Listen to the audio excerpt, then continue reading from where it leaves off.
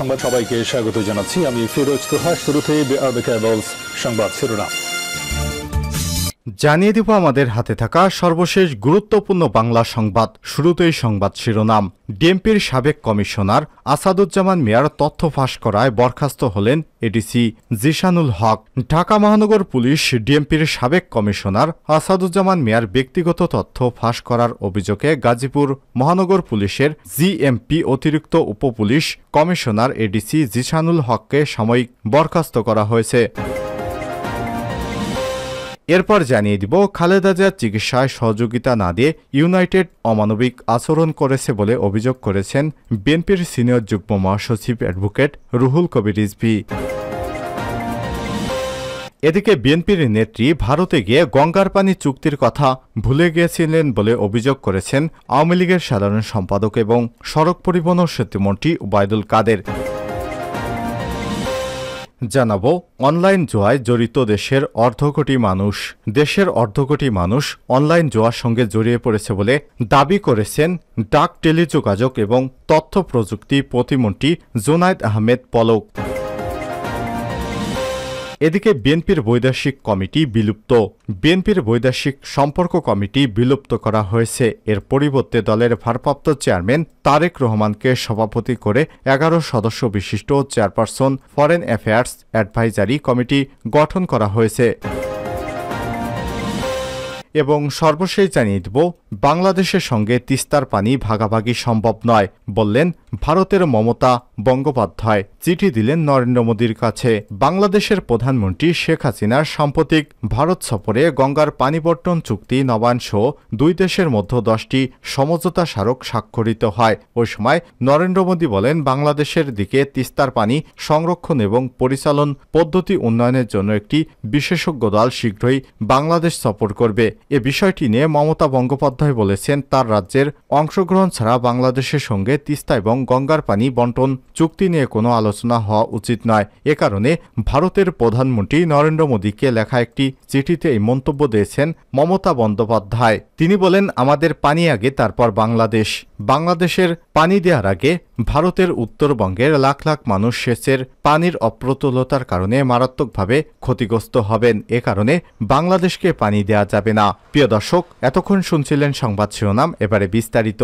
তবে তার আগে বন্ধুরা, আপনি কোন স্থান থেকে আমাদের সংবাদটি দেখছেন কমেন্ট করে জানিয়ে দিন এই সংবাদ সম্পর্কে আপনার মূল্যবান মতামত। প্রিয় দর্শক, আপনি যদি আমাদের চ্যানেলে নতুন হয়ে থাকেন, ভিডিওটি দেখতে দেখতে চ্যানেলটি সাবস্ক্রাইব করে রাখুন, যাতে করে আমাদের লেটেস্ট আপডেট সংবাদগুলো সবার আগে আপনার কাছে পৌঁছে যায়। আর এই সংবাদটি আপনার বন্ধুদের মাঝে শেয়ার করে ফেসবুকে ছড়িয়ে দিন, সবাইকে জানার সুযোগ করে দিন।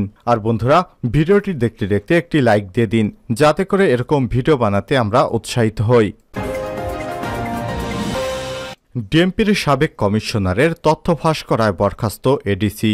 ঢাকা মহানগর পুলিশ ডিএমপির সাবেক কমিশনার আসাদুজ্জামান মিয়ার ব্যক্তিগত তথ্য ফাঁস করার অভিযোগে গাজীপুর মহানগর পুলিশের জিএমপি অতিরিক্ত পুলিশ কমিশনার এডিসি জিশানুল হককে সাময়িক বরখাস্ত করা হয়েছে।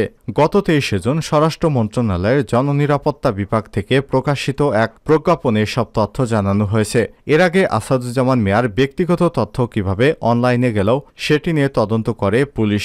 তদন্তে জিশান ছাড়াও পুলিশের আরও 2 জন নন ক্যাডার সদস্যের নাম উঠে আসে। তাদের বিরুদ্ধে বিভাগীয় ব্যবস্থা গ্রহণ করা হবে বলে পুলিশ সদর দপ্তর সূত্র থেকে জানা গেছে। জননিরাপত্তা বিভাগের সচিব মোহাম্মদ জাহাঙ্গীর আলম স্বাক্ষরিত প্রজ্ঞাপনে বলা হয়েছে, জিশানুল হকের বিরুদ্ধে শৃঙ্খলা পরিপন্থী কর্মকাণ্ডে লিপ্ত হওয়ার অভিযোগে প্রাথমিক সত্যতা পাওয়া গেছে। সরকারি চাকরি আইন 2018-এর ধারা 39/1-এর সরকারি কর্মচারী শৃঙ্খলা আপিল বিধিমালা 2018-এর বিধি 12/1 অনুযায়ী চাকরি থেকে সাময়িক বরখাস্ত করা হলো। প্রজ্ঞাপনে আরও বলা হয়েছে, সাময়িক বরখাস্ত থাকাকালীন তিনি বাংলাদেশ সার্ভিস রুল অনুযায়ী খোরপোশ ভাতা প্রাপ্ত হবেন। জনস্বার্থে জারিকৃত এ আদেশ অবিলম্বে কার্যকর করা হবে। এর আগে আসাদুজ্জামান মিয়াকে নিয়ে গণমাধ্যমে সংবাদ প্রকাশ করা হয়। সামাজিক যোগাযোগ মাধ্যমে আসাদুজ্জামান মিয়ার ইএসএফ ছড়িয়ে পড়ে।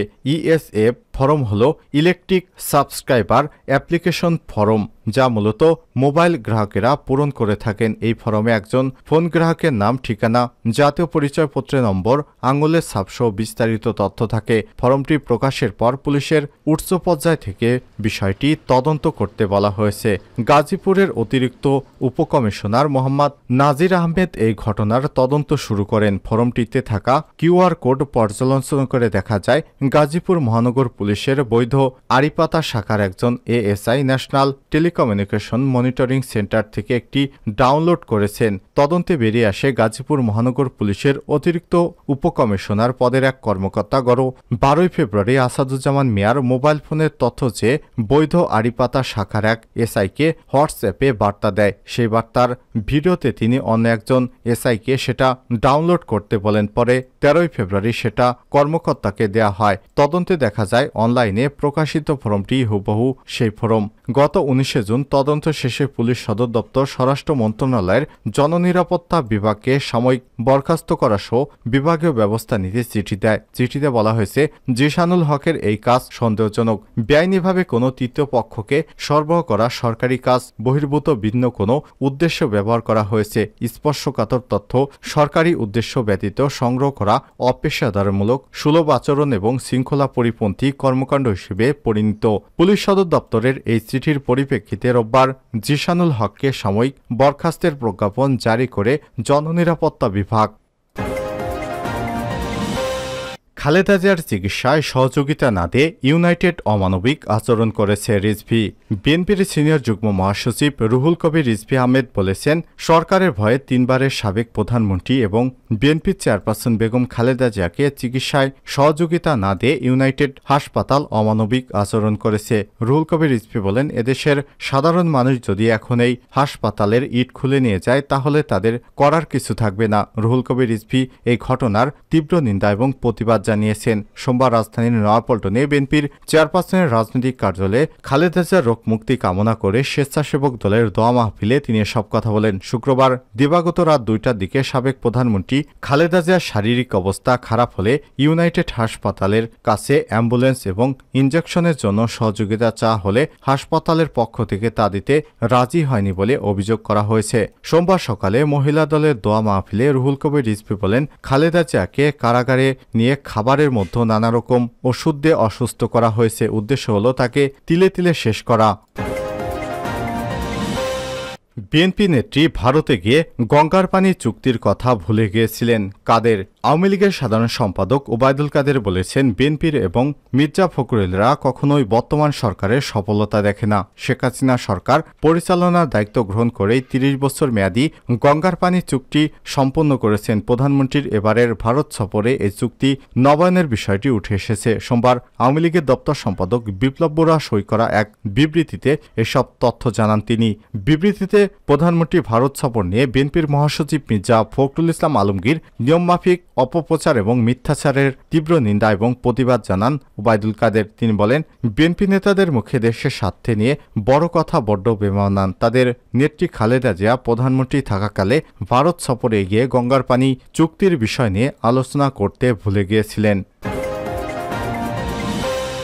অনলাইনে জুয়ায় জড়িত দেশের অর্ধকোটি মানুষ অনলাইন জুয়ার সঙ্গে জড়িয়ে পড়েছে বলে দাবি করেছেন ডাক টেলিযোগাযোগ এবং তথ্য প্রযুক্তি প্রতিমন্ত্রী জুনায়েদ আহমেদ পলক। সোমবার 24 জুন সচিবালয় মন্ত্রণালয় সভাকক্ষে ফরাসি রাষ্ট্রদূত মেরি মাসদুপুয়ের সঙ্গে বৈঠকের পর সাংবাদিকদের এক প্রশ্নের জবাবে প্রতিমন্ত্রী এসব কথা বলেন। পলক বলেন, অনলাইন জয় মারাত্মক ঝুঁকির মধ্যে আমাদের বিভিন্ন বয়সের ছেলেমেয়েরা যুক্ত হয়েছে, এমনকি অনেক বয়স্ক রিটায়ার্ড পার্সনও এর মধ্যে আসছেন। তথ্যপত্র বিশ্লেষণ করে আমরা দেখেছি 50 লক্ষ মানুষ কিভাবে যেন এই অবৈধ জোয়ার সাইটগুলোর সঙ্গে জড়িয়ে গেছে। তিনি বলেন, আমরা অবৈধ জোয়ার সাইটগুলোকে ব্লক বন্ধ করার চেষ্টা করছি, পাশাপাশি সচেতনতা তৈরির চেষ্টা করছি যাতে সাধারণ মানুষ এ ধরনের কোনো প্রলোভনে পড়ে প্রতারিত না হন। আমাদের দেশের মুদ্রা যাতে বিদেশে পাচার না হয়, একটা সচেতনতা আর একটা প্রযুক্তিগত প্রয়োগ, পাশাপাশি কঠোর আইনের প্রয়োগ। প্রতিমন্ত্রী আরও বলেন, আমরা মোট 2600টি জোয়ার সাইট